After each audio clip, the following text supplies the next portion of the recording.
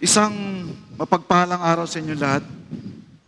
Kahapon, meron akong kausap na isang lay leader ng isang simbahan, Our Lady of Sorrow. Doon siya nagsisilbi. At pinag-uusapan namin tungkol sa mga karanasan namin tungkol sa masasamang espiritu, mga gawa ng demonyo. So sinasabi niya na may mga karanasan siya na minsan habang nagbibigay siya ng katawan ni Kristo dahil may sakit, nasa bahay sila, bagamat malaki yung bahay, sabi niya, madilim, malungkot, mabigat yung kapaligiran ng kwarto. At minsan isusubo niya na lang yung katawan ni Kristo. Minsan may makikita siyang mga anino sa gilid ng kwarto. Sabi ko naman wala naman akong ganyang karanasan, pero may mga taong humihiling o nagre-request na magpabasbas ng bahay. Sabi, Father, pwede bang magpabless ng bahay kasi may mga nararamdaman kami. Sabi ko, sige, pupuntahan ko po kayo. So, sabi, sa Pilderas 2. O, sige, alam ko yan. Kasi minsan pag naglalakad kami, lalo na pag aakyat sa hagdan, parang may humahawak sa mga paa namin. Di pinuntahan ko na. At nakita ko yung lugar. Pinasok ko yung iskinita. Yung iskinita, eksakto lang yung balikat ko. At pag pinasok mo yon, kahit tanghaling tapat, pag nasa gitna ka na, hindi mo na makikita yung araw. Sa sobrang dilim. At sa sobrang tabi-tabi yung bahay. At minsan may mga tumutulo pa. Hindi mo alam kung tanghaling tapat may tumutulo, hindi mo alam kung saan galing. At binasbasan ko yung bahay. At ipinaalala ko rin doon sa may bahay na patuloy na manalangin, magtiwala sa Diyos, at magpasalamat sa Diyos, at lagay nyo ng ilaw yung daanan nyo. Kasi madilim, hindi nyo nakikita yung dinadaanan nyo, kasi baka yung nararamdaman nyo umahawak, daga. Kasi ang dami ko nakitang daga Madami ako nasalubong na daga. Hindi ko sinasabing, hindi totoo yung sinasabi nila. Pero kasi kahit na tao ang makasalubong mo sa dilim ng lugar, magugulat ka, nakakalain mo, ibang nilalang yung nasalubong mo. Hindi natin maisasantabi yung katotohanan na to, na totoo ang mga demonyo, masasamang espiritu. Pero ang nais kong tingnan natin sa mabuting balita natin ay ang malungkot na katotohanan na matapos sabihin ng mga pastol kung ano yung nangyari sa mga baboy nila na sinapian ng espiritu, masamang espiritu, tumakbo sa lawa, nalunod, namatay lahat. Ang buong bayan ay nagpuntahan kay Jesus at sinabing, umalis ka sa lugar namin. Yun yung nakakalungkot dahil hindi nila nakita kung sino si Jesus, na siya ang anak ng Diyos, siya ang tagapagpala, siya ang gumagawa ng mga himala. Hindi nga nila nakita o tinanong, kamusta na yung mga sinapian, yung tao na sinapian ng demonyo. Ang mahalaga sa kanila, nawalan sila ng negosyo. Lugi, dahil namatay lahat ng baboy nila. At sa buhay natin, ito yung isa sa mga malungkot na katotohanan. May mga bagay tayong hindi nakikita sa buhay natin. May mga mahalagang bagay tayo na dapat makita, pero hindi natin nakikita. Sinabi ni Santo Tomas, iuugnay ko lang sa ascension dahil napakahalaga ng ascension o muling pag-akyat ni Jesus sa langit. Sinabi niya na pag hindi mo natin nakita ang kahalagahan ng muling pag-akyat ni Jesus sa kalangitan, hindi natin mauunawaan ng lubos ang mga sakramento. Ano ba ang kahalagahan ng pag-akyat ni Jesus sa kalangitan, ascension. Ito ang dahilan kung bakit ang misang inaalay natin ay nagiging sakripisyo at naging kaaya-aya sa Diyos. Yun ang dahilan. Dahil ang sakripisyo na ginawa niya nung Huwebes ng gabi sa huling hapunan, inalay niya, itong aking katawan, itong aking dugo. Yung sakripisyo na inalay niya nung Biyernes Santo sa krus ng Kalbaryo, na siya ay naghirap sa krus, namatay, iniakyat niya sa langit, iniakyat niya kasama ang kanyang katawang tao, at inialay niya, ginawang sakripisyo sa Diyos Ama, at ito na simula nito ay ang sakripisyo na inaalay natin sa misa. Hindi ibig sabihin na pag nagsakripisyo si Jesus, paghihirap. Sa krus ng Kalbaryo may paghihirap siya. Kung ayaw nyo maniwala, subukan nating ipako si sa krus. Paghihirap yan. Pero yung ginawa niyang sakripisyo na inialay niya sa Diyos Ama nung siya ay umakyat sa langit, ito ay may dalang pag-asa. Pag-asa na tuwing tayo ay magmimisa at mag-aalay ng sakripisyo ng misa, ito ay kaaya-aya sa Diyos Ama. Na kung paano siyang nag-alay ng dugo at katawan niya, patuloy niya ring inaalay ang dugo at katawan niya. So ang ibig sabihin, ang pag-akyat sa langit ay hindi tayo iniwan ni Jesus. Hindi tayo inabandona. Ito ay pag-anyaya sa atin upang kilatisin uli yung buhay natin. Dahil makikita natin, una, sa pag-akyat ni Ascension, una, tinuturo sa atin, transition o pagbabago ng katayuan. Kaya nga masasabi natin, tinuturo sa atin na ang buhay ay hindi nagtatapos sa kamatayan. Ito ay nagbabagong anyo from mortal to immortal. Mula sa nabubulok, papunta sa hindi nabubulok. Dahil yon sa ginawa ni Jesus sa pag-akyat niya sa langit. At napakahalaga nung transition sa buhay natin. May mga bagay na pagbabago dapat sa buhay natin. Pagbabago sa bawat yugto ng buhay natin. So una, may 4 na yugto o pagbabago kung babanggitin. Una, tayo ay umaasa. So nung tayo ay binautismuhan, tayo ay binigyan ng kapangyarihan, pero bagamat meron tayong kapangyarihan at karapatan na maging anak ng Diyos, umaasa pa rin tayo. Parang bagong silang na bata. Ang sanggol umaasa sa kalinga ng ina, sa pag-alaga ng ina, na tamang-tama, pinagdiwang natin yung araw ng mga ina nung linggo.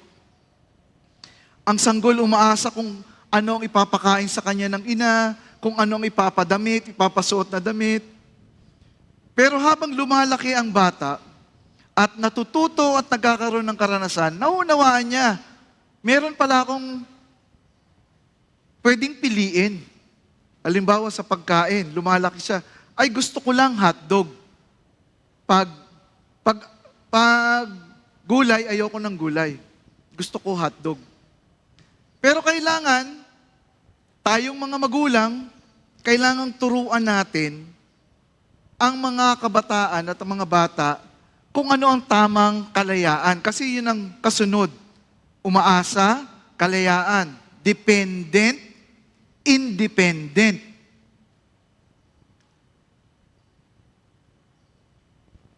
Dahil ayaw na ayaw ng kabataan na pinagsasabihan sila. Umuwi ka ng maaga, uuwi yan ng gabi, hating gabi, o uuwi ng umaga. Huwag kang makipagbarkada, lalong sasama sa barkada. Ayaw na ayaw silang pinagsasabihan na para bang sila ay dinidiktahan. Pero ang tinuturo lang naman ng mga magulang ay ang tamang kalayaan. Ang kalayaan na meron tayong lahat, hindi ibig sabihin nito na pwede mong gawin ang lahat ng gusto mong gawin. Ang kalayaan, ang tamang kalayaan ay ginagawa mo kung ano ang tamang gawin. Halimbawa, sa pagkain, tayo ay may mga bunganga. Hindi dahil tayo may bunganga, pwede natin kainin lahat ng pagkain. May mga pagkain na bawal nating kainin. Yung mga taga-media, may diabetes. Bawal kumain ng matamis. Hindi dahil may kalayaan kang kumain, kakain ka ng matamis, lalo na pag libre. Yung isang araw, nasa kainan ako, libre, buffet. Hindi dahil libre yung lechon, kakainin mo lahat. Hindi dahil libre yung crispy pata, kakainin mo kahit na bawal sa'yo. Hindi dahil meron kang labi at nakakapagsalita ka, may laya kang sabihin kung ano yung gusto mong sabihin. Hindi. May laya kang sabihin kung ano yung nararapat mong sabihin. Hindi ibig sabihin pwede kang magsalita ng masama. Hindi ibig sabihin pwede kang basta-basta na lang magmura. Hindi dahil may mga mata tayo at may laya tayong tumingin, titingnan natin ang lahat ng gusto nating tingnan. Hindi. Tingnan natin kung ano yung dapat nating tingnan. Hindi dahil may mga paa tayo, pupunta tayo sa mga lugar kung saan natin gustong pumunta. Hindi.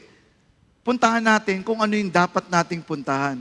O, dapat ang kalayaan natin ay dalhin tayo sa lugar ng ating pangarap o sa lugar ng Diyos na pinangako sa atin. Yun ang kalayaan. At dapat ituro natin. Minsan hindi natatapos o akala natin, pag naituro na natin yung kalayaan sa mga bata, tapos na yung obligasyon natin at responsibilidad. Hindi doon natatapos. Minsan nga kulang yung itinuturo natin eh. Minsan tinuturo natin, anak, maging malakas ka. Huwag mong ituro lang na maging malakas. Ituro natin kung para saan niya gagamitin yung kanyang lakas. Itinuturo natin na umangat sa buhay, yumaman. Anak, paglaki mo, magsumikap ka para yumaman ka. Pero ituro rin natin, higit sa lahat, kung saan mo gagamitin yung yaman mo. Kaya yung iba, hindi alam kung saan gagamitin yung yaman. Ituro mo, wag mo lang ituro na lumigaya. Nak, sana lumigaya ka. Pero ituro mo rin na lumigaya siya sa gitna ng mga pagsubok at pagkukulang sa buhay niya. So minsan kulang kasing natuturo natin. At akala rin nung anak na sapat na yung kalayaan, may laya na ako, kaya ko nang tumayo sa aking sariling paa, babay na. Independent na ako. Hindi yun ang ibig sabihin ng independent. Bagamat independent, ibig sabihin, kaya mong tumayo sa sarili mong paa, kaya mong palakasin ang sarili mo nang hindi umaasa, pero patuloy yung relasyon mo. Hindi ibig sabihin, wala na tayong kailangan sa mga magulang natin. Hindi ibig sabihin, hindi na natin kailangan ng simbahan, hindi na natin kailangan ng kaibigan. So ang kasunod na yugto ng independence, interdependence. Sa Tagalog, nakikipagtulungan. So, ikaw dati ay umaasa, nagkaroon ka ng kalayaan gumawa ng tama, ngayon, interdependence, nakikipagtulungan. Sabi ni Stephen Colby, ang tawag niya synergy. Sabi niya, 1 + 1 = 3. Sabi ng mga elementary, Father, mali. So, ang ibig sabihin nun, kung ang dalawang tao ay hindi umaasa sa iba upang makatayo sa sariling paa, pero hindi ibig sabihin walang relasyon, hindi ibig sabihin hindi na kita kailangan, hindi ibig sabihin hindi kita pwedeng tulungan. Ibig sabihin, kaya ko pang tumulong ng iba. Kung dalawang tao kayang tumulong ng iba, hindi mo na kita tutulungan ko muna yung isa. Tulungan muna natin yung isa para makatayo siya sa sarili niyang paa. Kaya nagiging 3, 1 + 1, 3. Pwede pa nga 1 + 1, 4 eh. Kasi kaya mong tumayo sa sarili mong paa, kaya kong tumayo sa sarili kong paa, nang hindi umaasa, pero may relasyon tayo, kailangan pa rin kita, kailangan natin ng Diyos, tulungan natin yung isa, tulungan mo yung isa. 4. Yun ang interdependence. Ngayon, kung hindi natin naituro ang kalayaan, kasi makikita natin yan sa mga pagbasa. Kaya nga, sinabi ni Jesus, nung umakyat siya sa langit, nagkaroon ng mga apostol, mga guro, para tulungan tayo. Kung hindi natin natutunan ang kalayaan, tayo ay magiging codependent. Ngayon ko nga lang narinig yun eh. So ang ibig sabihin ng codependent, walang Tagalog. Hanap ako ng translation. Sabi niya, labis na umaasa sa isang tao. Umaasa. May mga kabataan tayong ganyan na hindi kayang mabuhay nang wala ang nanay at tatay. Hindi kayang maglaba, hindi kayang magluto, hindi kayang maglinis ng bahay, hindi kayang mamalansya. Pati diaper ng anak, inaasa. Pati gatas ng baby, nay, wala nang gatas ang anak ko. Codependent. Pati kaligayahan, inaasa sa iba. Ang tawag natin doon, yung isang mukha nun, addiction. Bakit mo inaasa ang kaligayahan mo sa bisyo? Pero minsan, inaasa natin ang kaligayahan natin sa sasabihin ng tao. Bakit tayo nagsiserve? Bakit tayo nagmi-minister? Dahil lang ba sa sasabihin ng tao? Pwede nating baliktarin. Tayo ba ay lumulungkot kung walang sasabihin ng tao? Kung pinupulaan tayo? So, ang isang salitang kanto na pwede nating gamitin sa codependent, parasite, o kaya linta, walang ambag, na may trabaho nga, o kaya mo nga tumayo sa sarili mong paa, may trabaho ka, sumusweldo ka ng malaki. Pero pagdating sa bahay, wala kang ambag. Kahit pambayad ng wifi, hindi tayo makaabot sa Nay, pambayad ng wifi. Nay, pambayad ng kuryente. O kaya, Nay, pandagdag sa grocery. Na kung titingnan naman natin, kapiranggot lang naman yon na mababawas sa sweldo mo. Pero codependent. May trabaho ka na, inaasa mo pa rin sa magulang mo yung kakainin mo. May trabaho ka na, inaasa mo pa rin yung mga labahin mo. May pamilya ka ng sarili, inaasa mo pa rin sa magulang mo yung diaper at gatas mo. So, kilatisin natin ang buhay natin. Anong yugto na tayo ng buhay natin? Tayo ba ay dependent, independent, interdependent, o codependent tayo? At tandaan natin na ascension, ang pag-akyat sa langit ni Jesus, ito ay imbitasyon para kilatisin ang buhay natin at pagbitaw. Hindi nangangahulugan na hindi na natin aasahan si Jesus. Pero kaya siya umakyat sa langit para bitawan tayo, para tayo ay maging mas malakas, na umasa rin sa sarili nating desisyon na palakasin yung sarili natin. Pero kailangan pa rin nating maunawaan, ang Diyos ang nagpapabanal sa atin. Nakalagay sa ikalawang pagbasa at unang pagbasa. Siya ang nagpapabanal. Siya ang nagpapalakas. Ang ating gagawin, magpasya. Kaya nga, wag lang nating ituro kung paano maging malakas, ituro natin saan mo gagamitin yung lakas mo. At patuloy na manalig. Nawa, makita natin ang mga bagay na dapat nating makita ukol sa Panginoon.